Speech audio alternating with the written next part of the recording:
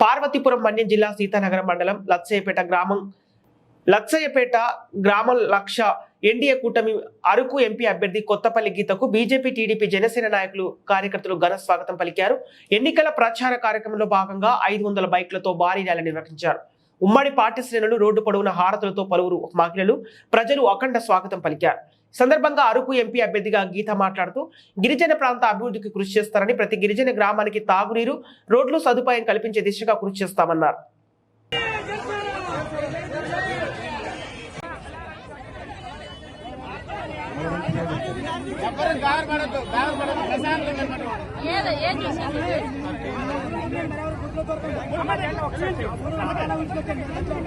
ప్రభుత్వం మనం చూస్తున్నాము, అన్ని వర్గాల ప్రజల్ని మోసం చేసి పబ్బం గడుపుకుంటూ రాష్ట్రాన్ని 20 ఏళ్ళు వెనక్కి నెట్టే పరిస్థితి మనం చూసాము.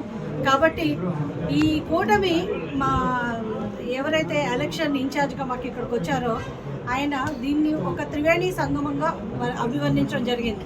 ఎందుకంటే గంగా, యమున, సరస్వతి 3 కలిస్తే ఎంత పవిత్రంగా ముందుకెళ్తుందో, ఆంధ్రప్రదేశ్ అభివృద్ధి కోసం, సంక్షేమం కోసం చిత్తశుద్ధితో ఈ కూటమి పనిచేస్తుందని చెప్పడం జరిగింది.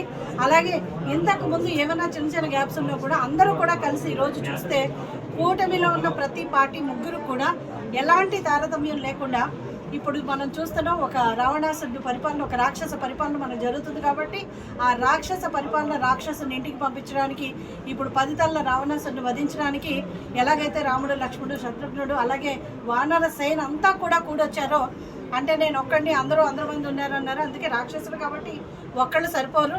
అందరూ కలిసి, ప్రజలందరితో కలిసి మమేకమై ఈరోజు ప్రజలందరూ కూడా ఒక నిర్ణయం తీసుకున్నారు. ఈ రాక్షస ప్రభుత్వం నుంచి ప్రజలు వాళ్ళు కాపాడుకోవాలని దానికి కూటమికి బ్రహ్మరథం పడుతున్నారు. ప్రతి ఒక్కళ్ళు కూడా ఈరోజు రాష్ట్ర అభివృద్ధి కోరుకునే ప్రతి ఒక్కరు కూడా ఈ కూటమి కోటేస్తారని మేము నమ్ముతున్నాం. ఇదే స్ఫూర్తితో ఇంకా రానున్న 40 రోజుల్లో కూడా ప్రజల్లోకి ప్రభుత్వ వైఫల్యాలు కానీ, మేమేం చేయబోతున్నాం అన్న మా ఉమ్మడి మేనిఫెస్టోని కానీ ప్రజల్లోకి తీసుకెళ్ళడం జరుగుతుంది. మీ అందరికీ మరోసారి నా ధన్యవాదాలు. ఇది ఏంటంటే మనుషుల మధ్యలో వ్యత్యాసం ఉంటుంది. అందరికీ మనం నచ్చడానికి మనం ఐస్ క్రీమ్ కాదు, అంటే తీయగా సాఫ్ట్గా అందరికీ ఉండరు. సో ఎవరికున్న ఇన్సెక్యూరిటీస్ వాళ్ళకుంటాయి.